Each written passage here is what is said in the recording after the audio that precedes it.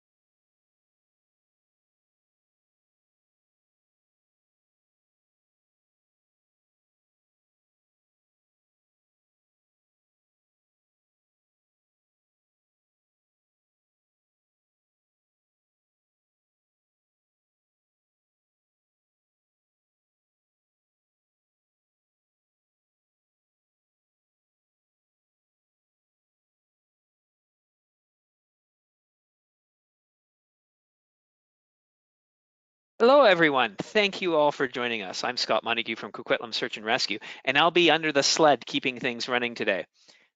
Got some good news for you. If you stick around to the end of our session, you'll have a chance for a giveaway from our sponsors, the Canada West Mountain School. Yes, I actually remembered to pronounce it properly this time, and Hill Sound.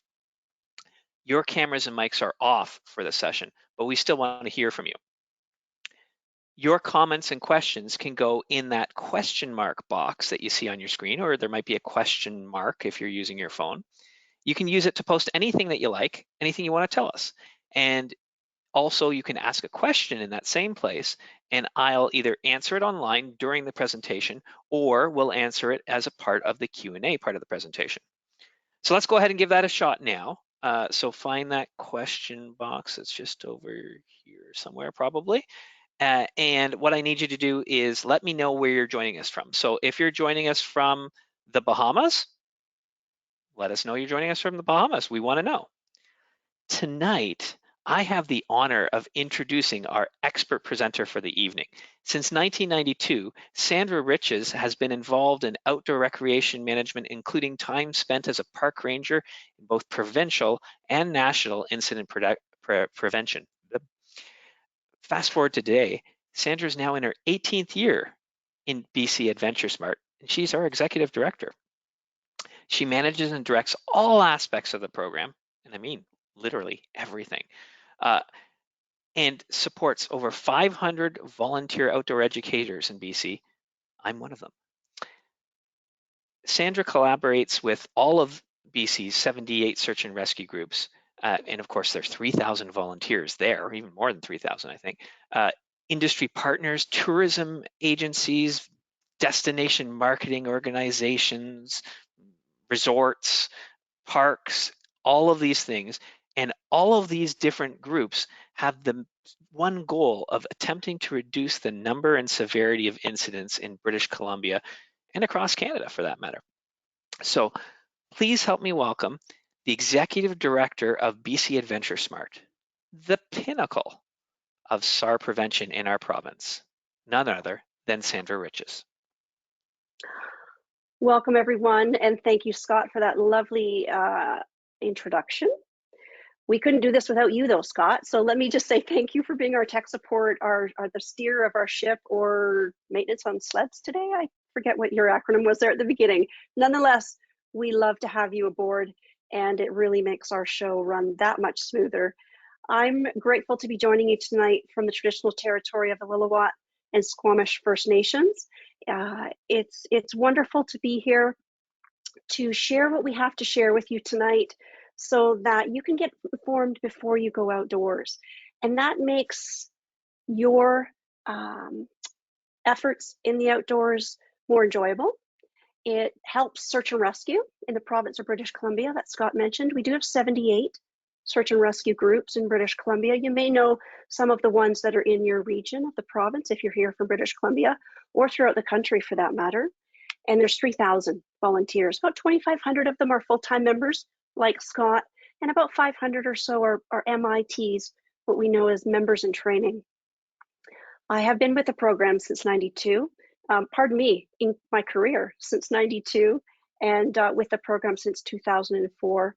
and work closely with other team members on the BC Search and Rescue Association staff crew. This is our third webinar of the very beginning of our series. We have 8 webinars in total for this winter, and this is our third one for December. We wanted to kick it off with a couple last week with Search and Rescue volunteers, Avalanche Canada, and then our backcountry snow safety. So I hope you're comfortable, and queue up those questions anytime you like. Let us know where you're sitting. As Scott mentioned, toss that into the fields. We always love to see where people were sitting. I think this Tuesday we had some join us from the eastern part of Canada, New Brunswick, and all the way from Cayman Islands and Florida. So I'd be curious to see where you're sitting tonight. AdventureSmart is a national program, and it all started here in British Columbia 18.5 years ago, thanks to the BC Search and Rescue Association. They wanted to create a program to help reduce the number and severity of search and rescue calls. That was the goal then. Fast forward to 2022, the goal is the same. And the main crutch, the trifecta of outdoor safety with the AdventureSmart program, no matter if you're just getting it in British Columbia, where we do deliver quite a bit of outdoor education with the program, or anywhere in Canada, the message is consistent. And you'll hear about these 3 T's. If it's on a webinar, at a trailhead, ski hill, face-to-face at a school, at your workplace, at a tourism event, this is the consistency, and it's adding to that outdoor culture, that safety culture that we know you already have a little bit of, and you're here tonight to learn a little bit more and sharpen your pencil. Trip planning is critical. We'll jump into the details of that. There's a few layers. Training is continuous. It happens all the time, no matter our age, activity, season, or sport. And taking those essentials with you, that's a consistent. That doesn't change, but you do add season and sport specific gear. And we will talk about that as well. Before I jump into the nitty gritty, Scott, could you pull up our first poll, and let's have some engagement with our audience tonight so we can ask a little bit of a question to see if you have some knowledge. And here's our first one. Just need to move my dashboard so I can read that. There we go. When you're in the backcountry and you hear a whoomph, maybe you've heard that sound. If you hear that underneath your feet while you're in an avalanche area, should you celebrate and be excited or worry? It's a pretty simple question. Some of you may have heard that sound before if you've already spent some time in the backcountry, and if this is new to you, that's okay. And you're probably wondering, what the heck are we talking about? What does the whoomph sound even sound like? We can expand upon that as we get through our session here, and I can also send you in another direction to some industry cousins who I'll talk about shortly. So it is an interesting question, and some of us, Scott included, have heard this sound before. I'm glad only 3% of you are not celebrating, and that most of you are worrying. So the 3%, come on over to the worry. And to be fair, the first time I heard it, it was like, oh, that's so cool. I had no idea what it was about, but it was sort of a cool noise. Like I would go, whoof. And we're going to learn about why that may not be as cool as I thought it was at that time. Nope, it's not what we want to hear. So let's get into our session, and that will just give you a little bit of intrigue, or you have some familiarity with that. And tonight is about that. It's either an introduction to this lingo language, snow safety, chitter chatter, or it's a refresher. And or maybe you're taking an AST course coming up soon, and this is an excellent introduction to that with a few other ingredients in the pot. Oh, here's Dinah. She's wonderful, and one of the 4-legged volunteers within the province of British Columbia through the BC Search and Rescue Dog Association. She's with Whistler Search and Rescue, and she's been we've been given a permission by her handler to use her photo. She's also on our Instagram. She's got lots of love over there, that's for sure. So recreating in the backcountry is a big decision, and maybe that's why you're here tonight. You're thinking about it, or you're ready to get back at it again. This is outside of a ski area boundary, also known as a controlled recreation area, or a CRA. Before you head back there, you really need to be aware of a few things. And there's a lot I'll talk about tonight that will add to your mental and literal toolbox.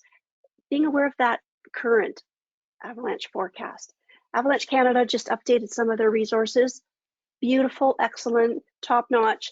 It's the way to go, is to head over there to get that. So we'll talk about that in a minute. Knowing how to travel through avalanche terrain. You're heading into unmanaged space. Unmanaged space.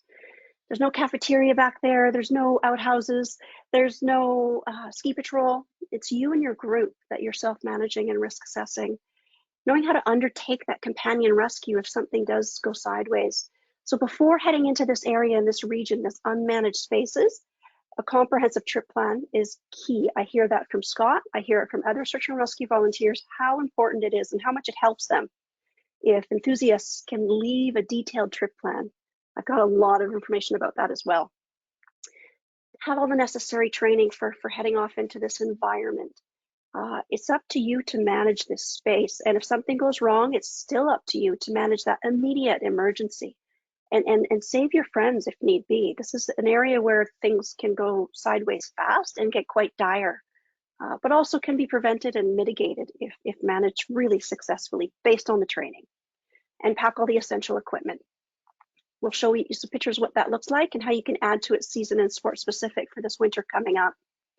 Inbounds, out of bounds, backcountry, what does it all mean? Inbounds is at that ski area, within the controlled recreation area, within the ski area boundaries, either by signs or ropes or orange fencing. Ski Patrol do an incredible job, anywhere in the country for that matter, in defining that boundary, where you can play, where you can slide. If you're sliding on split board, snowboard, skis, that's defined and well marked and easy to see. And that's controlled space. And we're not following tracks that lead outside of that space, even though there might be fresh powder beyond those boundary ropes. Even if you see other tracks, those boundaries are there for a reason, and we're meant to stay in. And Ski Patrol, again, take care of that space. Out of bounds is an area you would see past this sign. So if I'm looking beyond this sign, that's out of bounds. I'm not going there, it's not managed. There's a reason the boundary's been set there. It's because beyond that is cliffs and rocks and avalanches and dangerous spaces. What is accessible though is the backcountry through defined areas that are accessible. If it's a gateway, a defined path or signed area where this is where you can enter. Those are identified on mountains often in and around ski areas where you can access the backcountry. It's a defined route. Tree wells, these have to be considered. Scott's going to toss in a video that was from, I think, 2016 of a young boy skiing with his father in Hidden Valley in Alberta. And they're having a wonderful day. And the father's skiing behind the sun, and the sun goes down, and they're quite excited to have this beautiful track of treed area to ski, not too steep, beautiful. And Ethan is the young boy, and he falls into a tree well. It's really worth the watch. Have a watch of it after. Or when you get a chance, it's well worth it. There's about a minute and a half there that really captures what can happen quickly. And thank goodness that father was behind his son and noticed that he went in, because he was covered and buried. It was quite an impactful video. We need to protect ourselves from these tree wells. Every tree has a well. There's snow that gathers, and it's quite soft around the trunk, and even this graphic gives you a pretty good image, and this video looks just like this graphic for that little boy. We're staying away from them as much as possible, always. Snowshoeing, microspiking, skiing, downhill skiing, snowboard. Momentum will probably take you in head first, like this graphic is showing. So the idea is to protect yourselves as much as possible and avoid them at all costs. When I'm in the trees with my friends, I'm keeping my eyes out for them, and vice versa. We're either singing or hollering or making noises, and we kind of have head counts. And it's not a bad idea to have a buddy system in the trees. And Scott, I'm looking out for you. You're looking out for me. Great. There might be 6 of us, but you and I have got each other's eye. And if one of us is missing, we're going to check in. And don't forget, if you have that emergency safety whistle, to put it on the tab of that jacket, because if you do go in head first, the whistle will be close and you can yell. When you watch that video, you'll hear how muffled the little boy's voice is, and he's screaming loudly for his father. Getting out is another challenge. You'll need help. Someone will need to help you out there. Try not to move around too much. You still might be hanging in soft snow and slip further. As this video shows, he does have trouble breathing, and he does get socked in with snow. So do your best to clear some space if you can, to breathe easier and any snow away from your mouth or in your throat. Do your best to right yourself, head up, and grab some tree trunks and whatnot to pull yourself up higher. Cornices are another issue out there. Below them or on them. they're formed by that wind blowing and creating almost like a lemon meringue pie. That's good. Cornice is not so good. And it creates that, and it creates a very unstable space. And you can see how far back this little graphic snowshoer is, well back from what might look like is inviting to go out on. And there's another piece that Scott's going to toss in there. It's from Avalanche Canada, and it's in their Avy Savvy section of their programming. And it's a great little clip, a small little video as well. And it shows you and describes with similar graphic, but also some real life video and film of how big they can get, what they can look like, how they can form. And you might be able to start to recognize those features as you see them more in your learnings. And then when you're out in the field, how to look for them. Make sure you're not on them, and make sure you're not below them. So we're looking around the features that we're traveling on and what's above us if we're in a bit of a route or a valley. They can break off quick and they go fast and take you with them. There's been some fatalities throughout the province with snowshoeing groups that have been caught in them, sadly. And it's always a sad situation, but let's avoid them at all costs. They can cause an avalanche as well. And staying away from that edge, like I said, looking up, knowing your route and where you're going, and understanding what the conditions are, and understanding the weather that's happened prior to your trip, so that you can understand if wind load was a factor. What aspect was the wind blowing onto, and how did that create that storm cycle? What did it do? What did it do to the snow? What is it doing to the snow if you're out there during that? So tree wells, cornices, two biggies. Let's jump into our first T. Training is an essential piece. Again, I hear it from search and rescue all the time. If they just know where you are, know what trail you're on, who you're with, what you're wearing, what you're carrying, what your capabilities are you able to manage your space if there's an emergency? Can you communicate with them? That is gold for search and rescue volunteers. They love it. So do yourself and them a favor and make sure we do this at all times. We've broken it down into 5 little steps. So for wintertime, knowing that avalanche forecast. We'll talk about that shortly. Planning your route and navigation. This is done with your group that you're heading out there with, and who you're going out there to play with. Everybody needs to have this discussion before. Have a potluck dinner, invite everybody over, look at your maps and your guidebooks, look online, and you'll gather together and talk about scenarios, and even talk about what if Sandra gets separated from the group and we need to communicate with her, or she gets hurt. Knowing the terrain and the conditions, following that weather, checking with land manager updates, trails, parks, learning what's out there, following the MIN reports through Avalanche Canada is really important, and checking that weather in major detail. We'll talk about how that can apply. There's a few levels on that weather check and how it would apply to your route based on your elevation gain. And leaving all this with a trusted emergency contact. My contacts might vary depending on where I'm playing in the province. If I'm in the interior, I have some really good friends that are just outside of Penticton. They live in Naramata. They're my contacts there. In Ontario, it's my family. If I'm recreating there, in British Columbia, I have a few key ones. And these are people I've recreated with before, no matter the season. They know what I'm about, what I'm capable of, and they're quite calculated if they needed to go into calling 911 for me. And I use friends versus direct family. I know my family could do a good job too. It's no disrespect to all of them, but there's just that one little closer bit to me, isn't there? And my friend still loves me, but they'll be structured, and I've picked them strategically. The avalanche forecast and the hazards. If you're heading out there, we need to be aware of what this information means. Does this look familiar to you or no? And either way is okay if it's yes or no, because it's a reminder or a refresher.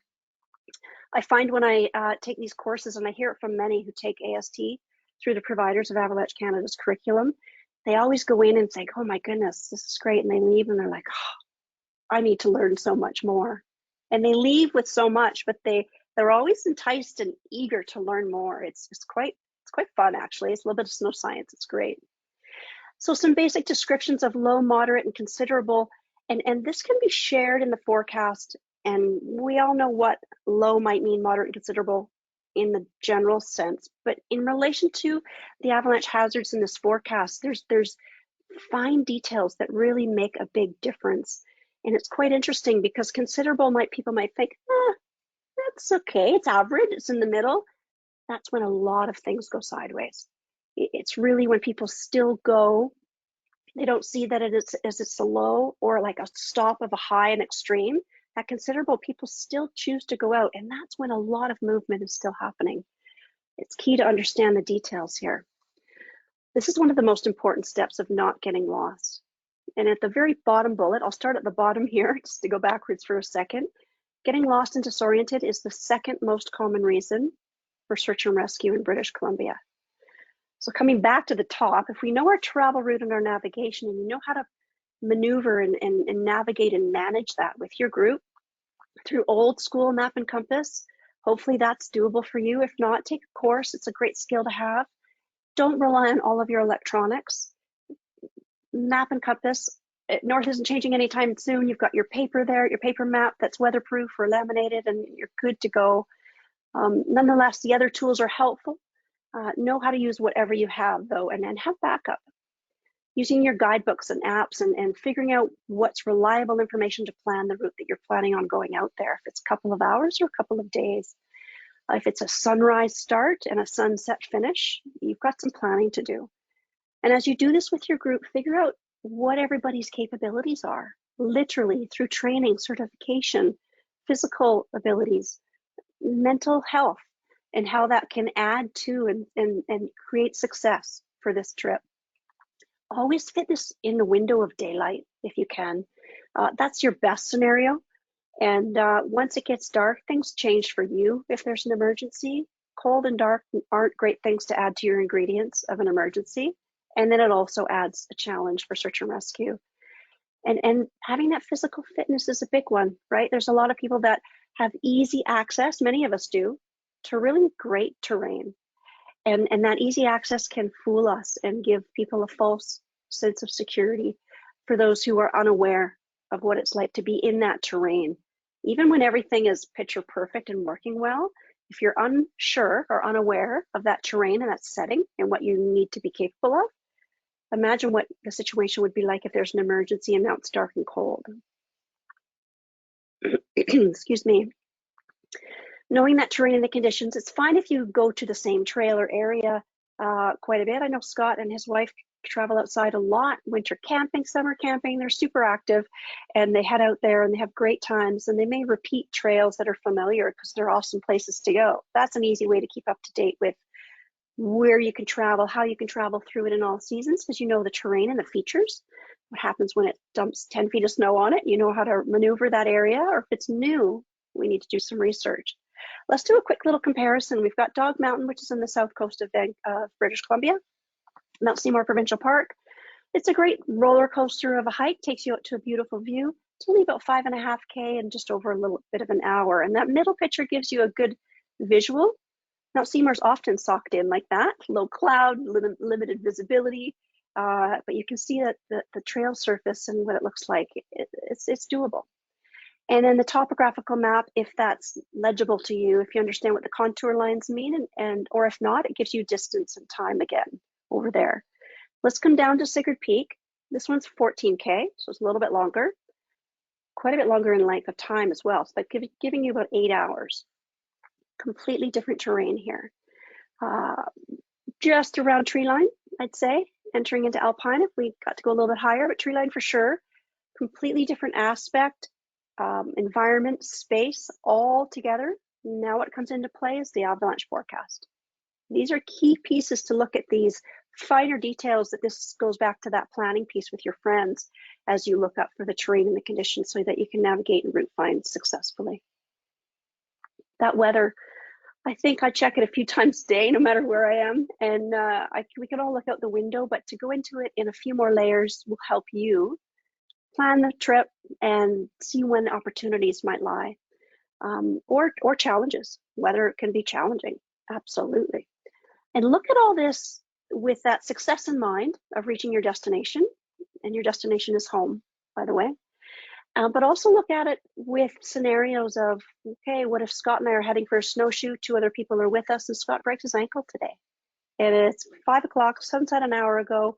Now we have a situation. How does that weather apply? So think of the good and the what if, so we can manage it and be prepared for that. Temperature's key. When is it going to drop? When is it going to precip? We're going to get precipitation. pretty high, 90% at 6 p.m. Likelihood, and gives us that chance. Cloudy, wind, visibilities, wind speed, which is a factor in our cornices, if you remember, and precipitation amounts, accumulation, depending on the type, rain, wind, rain or snow, sleet, and that sunset time. Our days are short now. We have a couple more weeks before we get over the crest and solstice comes our way, and it'll be great. But these things are great to take into that equation. A general rule on a clear day, temperatures will decrease by about 10 degrees for every 1,000 meters. That's a really general rule with everything aligned. And the reason I mention that is because I want to go back to Sigurd Peak for a second. So we've taken all of those temps, precip, wind speed, amounts, and sunset, and apply it to Sigurd Peak with that 14K trip and 2,000 almost meters in elevation gain. And that's a key piece that we've got that will able to do the math. So if we have 20-degree difference here, a 20-degree difference. And again, I always like to apply these figures to the bad scenario. In any of the examples I've given to date, it's dark, it's cold, someone's hurt. And now it's 20 degrees colder than when we started our adventure, maybe at that 2,000 meters lower of an elevation. Now we have to manage the space at 20 degrees colder. Did we sweat? Are we hot? We're injured? Do we have extra layers to keep warm and dry? So how do we manage this scene right here? So these are the types of conversations you have over that potluck dinner when you're planning your trip. I'm sure you all leave some form of trip plan. I'm confident that you have some means of letting someone know where you're going. Trailhead selfie, quick text, quick phone call. You're letting someone know, in case I'm not back by dinner because we've got plans, then we've got movie Netflix tonight. If you don't hear from me by 5, give me a buzz and we'll go from there. I'm sure you do it in some shape or form. The detail we'd like you to do it in, and I say that on behalf of the 3,000, and Scott's included, that STAR would love you to do, is we want you to leave the whys, whens, wheres, whats, who, and how. And this will allow us all, and I say us, me included, and my friends and I and family, to leave this in as much detail as possible. Am I skiing, hiking, mushroom picking, climbing, ice skating, snowmobiling on the Pemberton Ice Cap? What's the why? And this is going to go to my emergency contact. This is one version in a text, which many of us can do and probably do more than any other means. Maybe you still use pen and paper, leave a note at home. However you do it, at least you do some version of it as a start. It's great. The dates, time, start, finish. Do you have a backup time? If I'm not back by 6, okay, sometimes my partners and I are a little bit slow. Let's say 6:30. So leave those start and finish times. It's really helpful for your contact to know, because this isn't just staying with them. In an emergency, it's going to go to police, and then police will transfer that over to the local search and rescue group, and that SAR manager will be able to look at that and use it. They turn into investigators, really. That where, what park, what trail, route, region of the province, get down to the nitty gritty. Please don't just say East Kootenays. That's way too broad. Let's bring it down. Bring it down to the region you're in, and the park and the trail and the direction of travel. That's the detail that local search and rescue group will need from you. The color of clothing, I'm doing a great example of what not to wear. So make sure you buy bright orange, yellows, robin blues are great. The brighter and easier to see. And all the people in your party, their names, contact information, physical abilities or challenges. Maybe some of us have medication that we need to take twice a day, and now we're out there for 16 hours. Is the medication with that person? These are key pieces that are personal additions. And the car, or the vehicle information, if you're driving yours, leaving it at a defined parking lot, did you need a parking pass for that area? And or did you use transit? Some transit can take you to some pretty awesome trails, winter and summer. Are you carpooling or getting dropped off, or do you have A and B? Is your trail so fast that you've got vehicles at both ends? This is the type of information that we need. And the information from everyone in that party, their numbers, their names, and that's critical. So in this little example, there's 2 extra phone numbers, not just mine, that could be transferred. And it's a great start. It's a really great start. Let's jump into our second T. And let's go right down to the bottom left. I'm going to start at the bottom page again. I like to share these bits of stats with you. We really do our best to work on a 3-pillar model at BC AdventureSmart. We use data-driven insights for everything we do. So we didn't just create this because Sandra thought it was all great information. I do, but it's all based on data through the search and rescue incidents that are recorded and entered into a provincial data management system. So we know that injury is the most common reason for search and rescue in BC. So you can think about first aid. How do I not get injured? Footwear, clothing. How do I treat another? So that can tie into training for sure. This is continuous. From when I was a park ranger, taking chainsaw, first aid, operating the boat, boat procedures, standard procedures for park ranger. The list went on, and it was seasonal, it was ongoing. Fast forward now, I took a mountain bike course not long ago. I've taken ASTs over the years. So it just continues to build either certification-based mentorship or just building my skills. We've broken it down into activity specific. I just named a few, maybe mountain biking in the off season, shoulder or summer, and avalanche skills training, definitely for backcountry winter travel.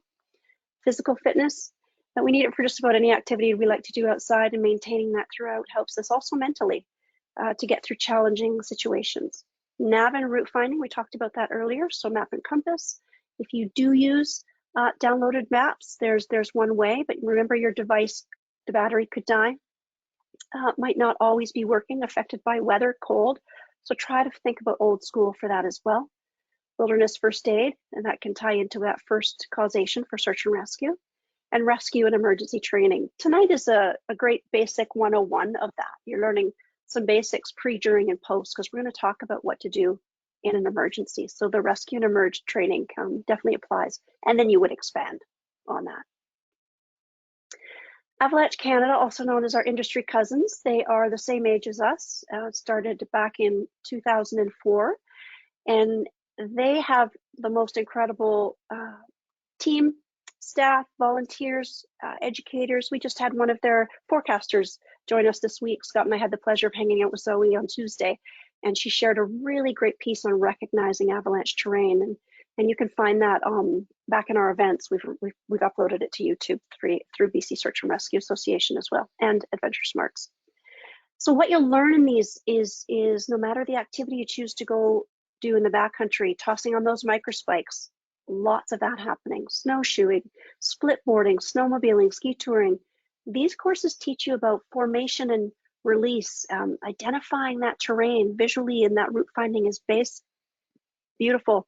The basics of trip planning in application to traveling in this terrain, the use of the tools from their forecasts, and applying that to the risk for you and your group, having special techniques for avalanche terrain if it's travel, group dynamics and or rescue, and intro to companion rescue.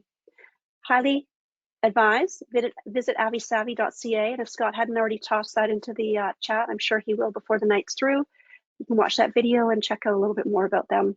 Avalanche Canada is the spot to go for that finer detail of avalanche safety. They've got some great tutorials too for new to the backcountry. We're a basic intro. We're going to open these doors for you, and Avalanche Canada is one of those doors. Let's talk about all those essentials that you love to carry in your pack.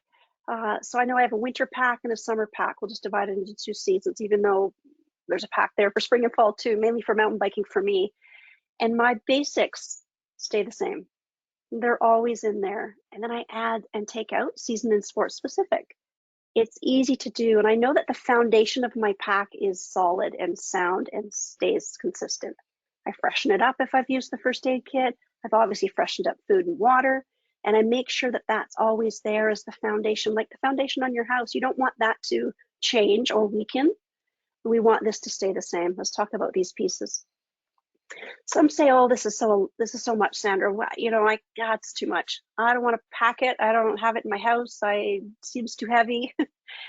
We've heard it all, but it's doable, and I bet you have a lot of it, if not all of it already, and it's definitely attainable. So we're going to put it into this red sack. Light source, extra batteries for sure. I love to wear a headlamp because then hands are free. A fire starting kit, making sure that you know how to use that fire starting kit. I always take the lint out of my dryer Try to get my kids to do it, even though they're young adults. Not always happening. I get in there and it's so thick. And we're taking it out because it's a fire hazard. Gather it up and put it in small little zippies and zip that lock bags. And there's a great fire starter. It's why you're taking it out. Cheesies burn really well. Crayons, cotton balls dosed in Vaseline. There's some great easy ones to pack and they're light. Signaling device, that safety whistle or reflective mirror are great ones to signal that reflective to the helicopter. And the whistle is way louder than your voice. First aid kit and pocket knife or utility knife, sun protection and emergency blanket. I'll stop there for 2 seconds because all of that fits nicely into that top little red sack. And then we're going to have that extra food and water, layers, clothing, navigation, and communication. So these pieces are easy to carry and have with us. So there's our basics, right? And as we go through a few sports here, you can see the extra pieces, some of the extra pieces. So for backcountry skiing, the top left box never changes. Those essentials go all the time. And there's 10 of us. 10 of us have those individual things. 10 of us have compasses. So there's 10 compasses, there's 10 things of water, there's 10 extra layers, there's 10 sunscreens. Everybody, it's not just one carrying for all. And then of course, we've got our transceiver, shovel probe, some goggles, gloves. I see gel packs there, banana, kind bars. These are just some of the extra pieces for backcountry skiing. So we're taking those essentials and these 3 extra pieces are critical. So we're going into we're choosing now to go into the backcountry, into unmanaged space. I've got my essentials and I definitely need these 3 pieces for winter. Avalanche transceiver, shovel, and probe. So by taking your AST, you'll learn how to use these. You'll get an introduction to them or a great refresher, and you'll learn great shoveling techniques and knowing how to carry this gear in your pack, not on the outside, but in, and how to wear and use that transceiver. These are all the pieces that tie into that training. Really, really important to know that if we choose to go there, which is the backcountry, unmanaged space, this is critical. So if Scott and I and 2 others are going out, I'm not going with them if they don't have these 3 extra pieces, and they shouldn't go with me if I don't either. And that would include the training. Let's jump into this piece here. This is we're about to start to talk about emergencies. So we talked about our 3 T's: trip planning, training, taking those essentials, and accidents happen. Every time in British Columbia, every year in British Columbia, there's 2,000 search and rescue calls. A lot of those are preventable, or we can mitigate the severity of those calls. The stop analogy can help you do that, which really helps out search and rescue. So what to do in an emergency is you need to stop, think, observe, and plan. We'll get into each one with a little bit more so you can see what each one contains, but this slide is a biggie. As a little promo for another webinar we've got coming up in the partway through winter, in the new year, we have a subject who was rescued. She was a good Samaritan who helped a subject who needed help, and she remembered the stop analogy from seeing our messages on social media and through our programs, and she remembered she had to stop, think, observe, plan. She told me, she says, Sandra, this is what I used. This is what I used to help out others who were injured. And I applied this analogy and it worked. And that subject was rescued. So you might want to join us for that Good Samaritan story in the new year. As you've stopped, you know there's an emergency.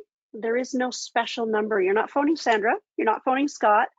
You're not phoning a friend or family. You're not phoning a friend or family. You're calling 911 as soon as you can. And you're going to ask for police, actually. They are the tasking agency that will request that local search and rescue group in your area. They're not coming normally to hunt in the backcountry for you, to find you. Their job is to manage that. They are the tasking agency through the province, and then the search and rescue volunteers who are trained to find you. And this is only if you have reception. Remember, this is a cell phone. We've got a mobile graphic here. If you have reception, if your phone's not, battery isn't dead, if the cold didn't affect your phone, this can be an option for you. So the bullet at the bottom here, your cell phone, which I'm sure you're going to take. I know I'll take mine. I'm going to travel with it on airplane mode. And I know that it's my secondary means of communication. It's not my primary. It's my secondary. We want to preserve that battery life as much as possible. There was lots of chitter chatter of late about the iPhone SOS feature. And we went back to this messaging when that came out, and knowing that if you preserve your battery life, if you have reception, you have battery life. That's a start. Bring an extra battery pack. Know your location. Know your location. I know where to find my location on my phone. There's an app on my compass on my phone, or I could use my compass. So know your latitude and longitude so that when you give that information to police or RCMP, that's a key piece. Again, don't call your friends, please. It's a piece that needs to be reminded of. I know in the heat of the moment, you want to talk to family. I understand that. There was an incident in West Vancouver of a young girl who did that, and long story short, she phoned her family, her boyfriend in Ontario from West Vancouver, and then her phone died. And the situation didn't end well, and it was a fatal incident, unfortunately. And so please don't phone your family first. Phone 911. Don't think because you have an emergency alerting device, if it's a Garmin, InReach, Spot, or Zoleo, that you don't need other things. Tonight is all about those other things that you need. And back to that trip plan, how key and critical it is. So again, cell phones are your secondary means of communication. Your primary, which some of you probably have, you've made the investment, and I understand that they're investments. Maybe a collective Christmas gift if you're so lucky. Spot, InReach, Zoleo, satellite phone, these are key pieces. These are primary means of communication. And again, our mobile devices are that secondary piece. Let's get into the nitty-gritty of what to do in that emergency and dig deep into the stop analogy. So there's been an emergency. You have stopped. Perfect. Now you need to see, why have we stopped? Maybe you're in the group and you don't understand why you have. You didn't realize someone went in a tree well, or has been hurt, or faint, or feels ill, or is missing. You know, we get out there and we really get going, don't we? We kind of focus in our immediate area, not really paying attention to the whole entire group. Is emergency care required? Does someone in our group have that first aid to treat that medical emergency, to be good enough to manage it right then and there, while we still might have to wait for help and call for help? Are you lost? Can you re-navigate yourself? Maybe you just got off the trail a little bit and you can get back on track.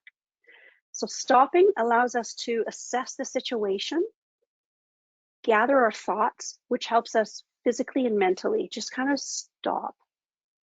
And it gives you a chance to think about your situation. On average there, that bullet at the bottom, there's about 5 search and rescue calls a day. In BC, we are the busiest province in the country for search and rescue. We do have a robust response and SAR, search and rescue prevention model. We keep busy here in the province, that's for sure. The next piece here is to think. So how are you going to contact search and rescue now? I like this slide because it ties back to the trip plan. So how are you going to contact search and rescue? It also ties back to your communication devices. So you've got those primary means of communication, and that's going to be your go-to, right? You've also left a trip plan back with your emergency contact. So you know that if for some reason communications aren't working, someone knows where you are, when you should return, and they have instructions by a certain time of the day to get that on the go. Will anyone know you're missing? Absolutely, because it's all back on your trip plan. Will anyone know where you are? Another yes, because it's all back on your trip plan. When should you call? This is often a good discussion. I know when we do this face-to-face, it's nice to have chats with everybody, and it's one con of the webinar piece here, but the answer would be ASAP.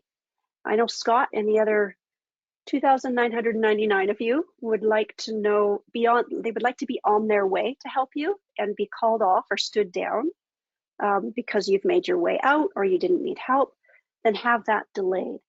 They have a lot to do to gather, leave work, family, friends, Christmas dinners, birthdays, doctor's appointments, whatever it is, wherever they are, they need to leave that space to come and help you if it's their time to do that.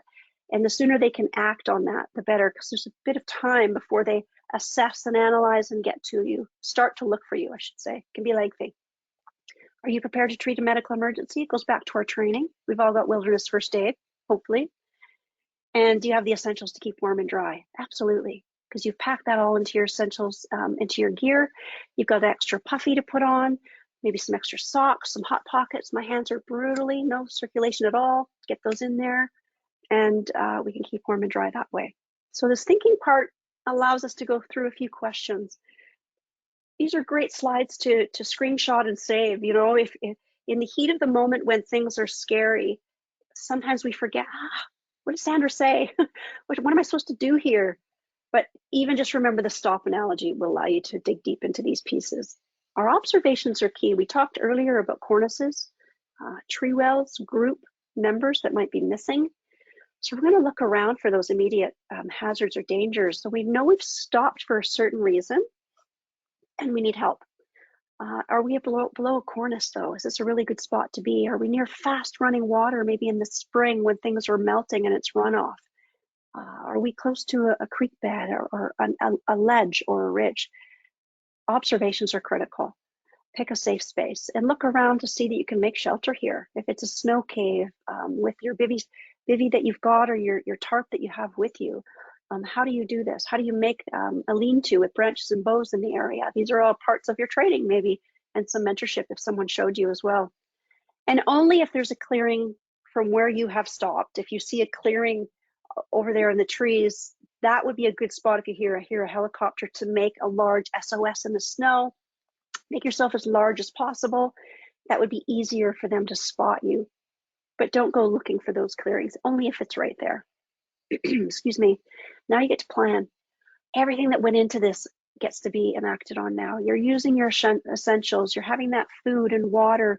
You're using your first aid if you need to. You're keeping warm and dry. You're building your shelter. Now you've got a little utility knife there or a multi-purpose saw that can help create a lean-to or get some kindling for a fire. Building a fire with your kit from your pack and keeping warm and dry. Let's check out this bottom bullet here. All the search and rescue calls are tallied. Some are a couple days, some are a couple of hours, some are a couple of weeks. Some are successful, some are not successful. So take all that together, and the average length of time for a search and rescue incident in British Columbia is 8 hours. And most times calls come in around sunset. So imagine waiting 8 hours after that. It's careful consideration to think, could you do that? Clothing, not cotton. Think of the layering system, synthetic, and that's how you build up that air and that warmth between those layers, synthetic, thermal, and protective. Fire, and a lot of kindling in that picture on the right there for shelter, with a little bit of a lean-to in the back there, ready to hunker down for a little while to keep warm and dry. That's easy to see from above. So imagine you're in the helicopter and you're looking down to your best friend who you've just found. They've made that SOS clear, they've stamped it out, it's easy to see. So the bigger, the better, the brighter, leaving clues how you can be seen and heard. These are all key pieces to communicating. You have to communicate from the beginning in a trip plan, through alerting devices, visual signs, loud noises. You have to become a really great communicator with search and rescue, and it starts right at home, actually. And as I wrap up with the last couple of slides, we're going to go right back to that first slide to remind you of the 3 T's. So please trip plan, and don't forget that training. Make it as fun as possible. Mentorship is a great way to do that as well. Love hanging out with people that are better at things than me, and taking those essentials with you is key. If you haven't already downloaded our trip plan app, there's an easy way to do it. Take your phone, go over that QR, and it will access our trip plan app that's used anywhere in Canada for free. It's free of charge. And you just fill in the fields, and I send them off to my family and friends who are my contacts. And it's a great little system. If you have any questions about it, don't hesitate to reach out. There's that call volume again at the bottom, 2,000 a year in BC. You know, as we wrap up though, and I can answer any questions here, Scott's going to help me. Ultimately, it all comes down to judgment and knowing when to turn around and possibly save it for another day, actually. Those are some of your most important backcountry survival skills for backcountry snow adventures. And I know you've got some planned and queued up and ready to go for the maybe this weekend, maybe tomorrow, and definitely this winter. And that's why you're here tonight. So I thank you for joining me. And I'm grateful to also work for the BC Search and Rescue Association and do this. It's a wonderful, wonderful group of people that we get to work with, and with all the volunteers, Scott included. There's our snow safety education program for backcountry, and I look forward to your questions. And Scott, you're welcome to chime in and Sure. see if anybody had any questions there. A number of people had questions. We actually had a fair bit of interesting things happening in the chat as well while you were talking. One of the things that I mentioned was that I actually had my wife's call SAR on me, and someone asked, "What was that about?" So this was me, and I had already a SAR member, and I had gone snowshoeing up the backside of Sulphur Mountain in um, Banff, Alberta, and I had my trip plan. I told my wife, this is the trail I'm going on. This is the time I'm going to call you by and stuff like that. And I was taking pictures. I was taking lots of pictures. I have lots of really good pictures on my phone. And as that happened, I saw the battery go do, do, do, do, do, do, do. Now, I carry a spare battery pack with me, but I wasn't actually paying close attention because it was actually getting really cold out at the same time, which makes the battery go shorter quicker. So I had to pull out that other one and I plugged it in, but my phone wasn't at enough charge to do it. So I ended up calling in a half an hour late. My wife did absolutely the right thing and called. Actually, she was at the base, and so Parks Canada was right there. And she went to the Parks Canada person and said, "Hi, I need to call in SAR." And so they did the 911 call and all of that stuff. And Parks Canada started. Parks Canada has their own SAR group, and they started mobilizing. Then I called and said, I'm here. I'm literally just about to get to the gondola so that I can go back down, and all's well." And she goes, "Oh, I called SAR."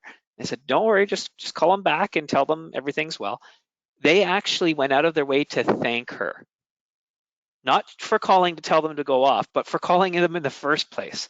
Because Yeah. if they waited that extra half an hour, that's an extra half an hour that they don't have light for. That's an extra half an hour that they're going to be taking from their own sleep potentially later on, right? Yeah. Because if they can get me off the hill quicker, they're going to be able to go to sleep earlier. So they thanked her for making that initial call. So I definitely highly recommend people making that initial call as soon as possible. So Yeah. there's Good my story. story. I don't know if did I ever tell you that one? I don't think I did I? No, no, I haven't. I haven't heard that one. Let me get to some actual questions that were more for you. Um, Laurie asks, lately there's been lots of people going out together with lots of different fitness levels. I know that happens a lot on things like Meetup and such. Do you think that all the people in the group should wait for the slowest ones, or do you think that the group should plan to have like a slower and a faster group, or is it okay to have a few people drop off? What's your advice on how to handle that meetup scenario where you're not quite certain of the fitness level of everyone? That's a great question, actually. I'm going to try to remember that to use that moving forward. And I know we posted, I want to say maybe a month ago, there was a scenario around that situation, and this is happening more and more. We follow a lot of Facebook groups, hiking groups, and we hear a lot of people doing that exactly, meeting up, and we don't always know each other. For those that do that, there's a huge benefit to knowing your family and friends that you recreate with outside. And it's a different story when you're now recreating with those that you don't know and that you've just connected online with, and you meet in a couple of days and head out for an adventure. Sticking together is key. It's number one. Understanding those dynamics. You know, I talked a lot tonight about that pre-trip planning, and maybe that is done with these meetup groups in some fashion. If it's a group chat a couple days before, or if it's a FaceTime or a gathering online, that's still beneficial. But not knowing each other's physical fitness, abilities, capabilities, training, to me, there's a lot of holes in that cheese in not knowing that group. And I like to know who I'm heading out into the backcountry with. I'm heading into terrain that is unmanaged, like I talked about earlier, and it's up to me and my party. And I want my friends and family that I'm with to trust me and know that I'm capable of taking care of them, and vice versa. Situations can be quite extreme in the wintertime in the backcountry, and I want to know who I'm with. I want to know who I'm with, and I'm going to stick together. Back to your point about being physically capable of different challenges out there. I'm traveling as fast as the slowest. That's always been my motto, And if it's slow for me, or if it's slow for someone else because I'm slower today or slow at the slowest, then that's what we do to stick together and to succeed. It allows us all to check in visually, verbally with each other. You're checking in at breaks. You're stopping at every junction to make sure you're all still there. Mm. There's a lot of these basic 101s that maybe for some that are new to this environment, maybe that's not known, and that's okay. That's what we're here to help you with. So sticking together with those that are the same physical abilities and have the same goals as you do. I can't stress enough about that pre-trip chat Mhm. and that planning, because we all have a different goal. Maybe Scott's is to get to the peak in 3 hours and mine was 5. So we had a chat about that. Yeah. And we only had the same amount of time to do it. So that conversation on the goal piece is a biggie. It's a really a big one. And if we all, like I says here on this last slide, maybe our goal is 3 hours return versus the peak. That can be another way to accommodate everybody, and maybe you get to come back, fortunately, and do it again. And remember, our destination is always It's home. home. It's always home. It's never the peak. The peak's halfway. It's Yeah. halfway. And the other thing is, if you think that you're just going to leave someone for 5 minutes and they'll catch up, that's when someone's going to have an equipment failure. Something will happen. Something will happen, right, It's Scott? It will. It's Murphy inevitable. works in the outdoors just as well as they do with computers. Yes, almost maybe better. Uh, Jack asked a question that I probably am really well positioned to answer this one, because I actually have a real job of working for a wireless company. So Jack asks, if you don't have service, will 911 work still? So if your particular carrier doesn't have service, 911 will work if you can find another carrier. But there is a lot of British Columbia. In fact, the vast majority of British Columbia does not have service.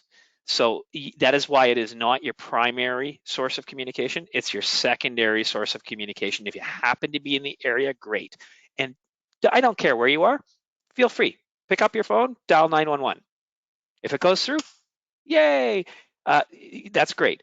But there's a good chance it's not going to go through, which is why we have to have all of the other things that we talked about here, everything from the trip plan where someone knows to call 911 on your behalf if you aren't able to do so, to being able to have the secondary person locator beacons or satellite communication devices. So anything you want to add on that one? No, that's great. Good additions there. Thanks, Scott. So question for you, Jace asks, where is the best place to find information where to play outside? She says, they love to do ski touring and live in Chilliwack. Sometimes you see people skiing in certain areas like Elk Mountain or go towards Hope. I've actually played in all those areas. Are there any websites that specifically are adapted to this? I love that question because we're working on a special project actually that hopefully can help that come a few months down the road. I don't have that to say, here you go, right away tonight. And so right now it's still a search for you to go to these different locations in different regions of the province. We'll talk about BC for now, and find what land managers have information for you. So let's say some trails are in a provincial park or a national park. You're going to BC Parks or you're going to Parks Canada. So the land manager, or if it's municipal or regional, Metro Vancouver, Lynn Headwaters is a popular one. You're going to go to Metro Vancouver for that website to look up trail information, trail closures, openings, windows of opportunity for those hikes or adventures. Berg Lake is another good one for those big adventures. Winter travel is permitted this winter. They're still doing lots of repairs for upcoming seasons. So this falls to that land manager. So whatever that trail falls on, I would say that's your first kick at the can to find some trail updates, trail reports. Give them a ring. You can even find a number. You know, BC Hydro keeps great information for some of their trails in the all season, really, and that would be a great spot to start. I'd like to say we're looking to creating that one-stop shop for a provincial resource. So the BC Search and Rescue Association and BC AdventureSmart, which we're all one big happy family. We're looking at putting together a one-stop shop resource. So you could go to this hub, if you will, and based on the region of the province, you could now start to look up kind of what we're talking about right now. I want to hike or I want to snowshoe in the valley, January 2023. So we've got time of year, we have region, and an activity. You're going to be able to go to this hub that we've yet to create. Be patient. Quite excited about it though. And you'll be able to go to this one-stop shop and pull up this information. It's going to connect you to the weather, land managers, safety information, search and rescue information, lots of reminders like tonight. So there will be a hub in the future in 2023. I'm looking forward to that.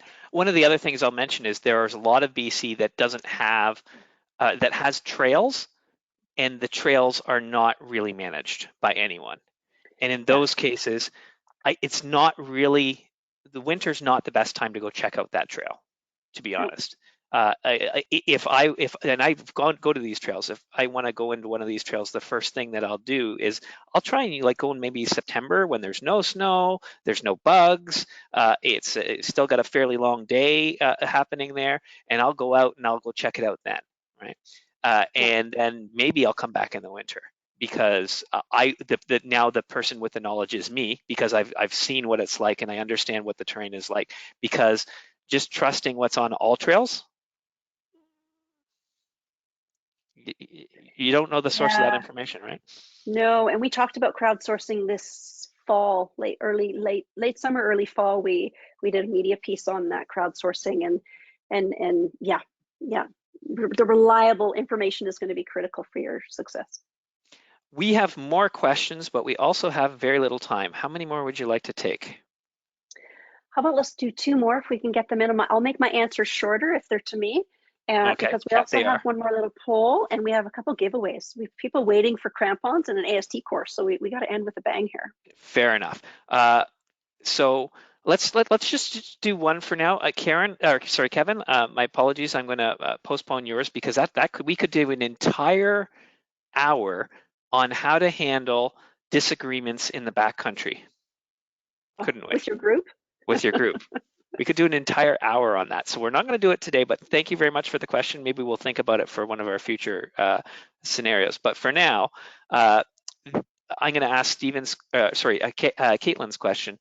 Any advice on bringing pets in the winter? Yes. We just had Devin, didn't we, from Lions Bay Search and Rescue. She joined us for December 1st webinar, and that was the Search and Rescue Volunteers Perspective. If you haven't seen that one, I plug you to go see that one.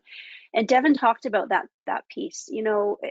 For those of us who love animals, who have them or don't, Scott does and I don't, but we love them all the same, and we want them to be with us, don't we? They're part of our family. I think Scott's got his there in the back picture. I think, and a lot of us do take them out or get to join others that bring them. That's another piece to your planning. It is. A couple of posts ago, we posted on dog first aid, pet, 4-legged friend first aid. Taking your 4-legged family, really they are, I know that, out there for your hike or your bike or your backcountry ski or your snowshoe or your microspike. We want to bring them. We buy them booties and coats, and we bring their snacks, and we get them set up, but it doesn't always mean it's successful for them. There's different scenarios for them. Are they post-holing through the snow? Are they getting all balled up with the snow and it's starting to pull from their skin, or their little paws and nose and everything, or ears and frostbite, or the list can go on. I hiked with my golden retriever. This was years ago when I worked with BC Parks, and hiked into Elsa Lake with my golden retriever and my husband at the time. And I admit I didn't think that her pads were going to get so shredded over the first few scree slopes that we took to get into the cabin there down at the lake. Poor thing, bleeding, a mess, wrapped up, and I felt so bad. So should we bring them? Back to your point. It doesn't always mean they have to go on every little or big adventure. Can they go on some? Absolutely.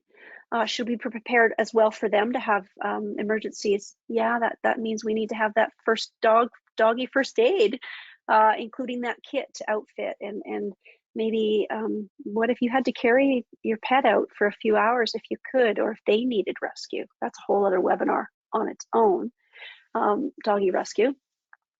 So take it with a grain of salt. It's my opinion. I think, you know, you can, and we will. And there's times and places I think that they can go, and there's times and places when we need to use that sound judgment, and actually they don't go. They're not always as aware situationally as Yeah. we are of a cliff or fast moving water or tree wells or these features that we now know about. Yeah. They're not in They tune can with that. trigger avalanches. They can bring a large wildlife back to you. There's a number of things that you have to So be many. prepared for. Yeah, and then there's the whole leash, non-leash, and yeah, we could do a whole session on this, and maybe it's worth it. Maybe we Maybe it's should. worth doing a piece on this. Very good. Thank you. I see we're over, so thank you. Yeah, Sorry for those that let's do a missed. If you want to, let's go do a ahead. quick poll and see, just to see Yeah, for the people who are still sticking around for our thing. Let's see whether or not people can do this. I'll let you read it because I want you to take a nice. gander there. So I did talk about this. So what does the STOP acronym stand for? Let's select one of these.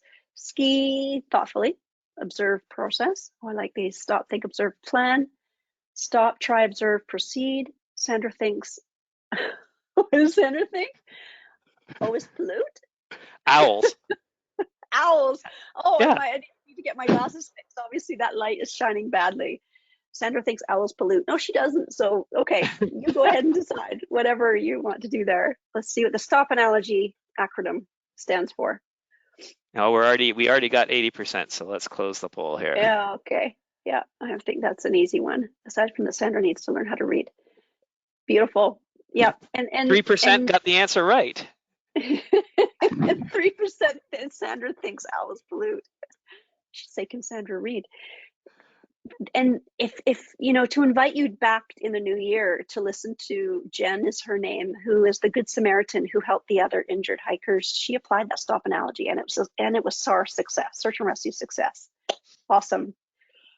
I can go on and on. Scott and I are great at chatting and sharing and educating, but we're going to stop now because you've joined us for your evening here. We really appreciate it, and hope you can come back and join us in the new year. But we have a couple questions for you. This is how you win your prizes. So let's give away the trail crampons first. And these are offered, thankfully, and supported by Hill Sound Equipment. They are great. You know, I actually prefer microspiking versus snowshoeing, but if there's enough snow, of course, snowshoes are great. But microspikes, so many trails are packed, spikes on, off you go. Off you go. Fingers ready. You get to type in your answer, and Scott looks for the first one to get it right. Can anyone tell me how many search and rescue groups there are in British Columbia? I have said it a few times, and And I'm we already have curious. an answer. Oh, we Got a do. bunch of them. Okay. There's some interesting answers. I don't know how we got them. There's some people have 284. But the vast majority of people had the correct answer, which of course is 78. I don't know, would we have accepted 79? Because that was pretty recent, but 78 is the right answer right now. 78's official. We've changed all of our numbers to 78. Yep.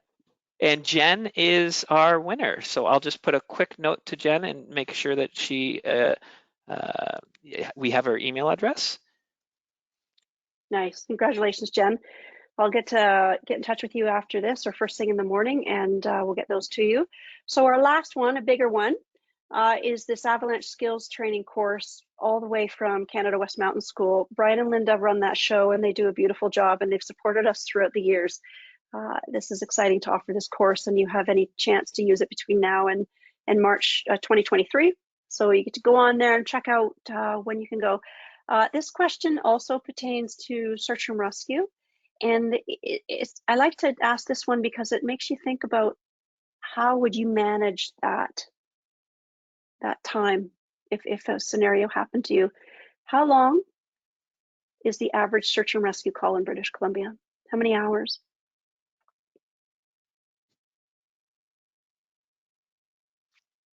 I hope everyone would get that right because it's the last thing on your questions box. I mentioned it.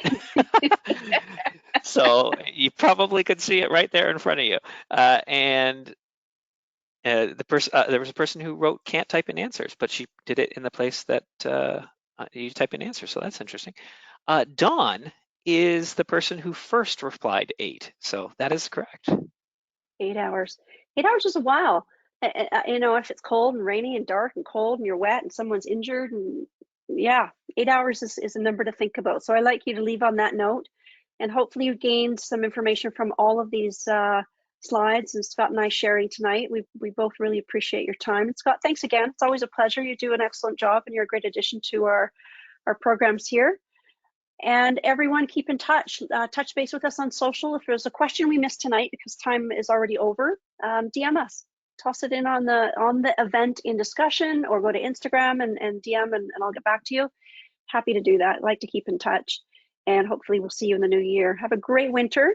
And on behalf of the 78 search and rescue groups, 3,000 search and rescue volunteers, Scott being one of those 3,000 who respond 2,000 search and rescue calls a year, let's do our best to help them have a slower winter.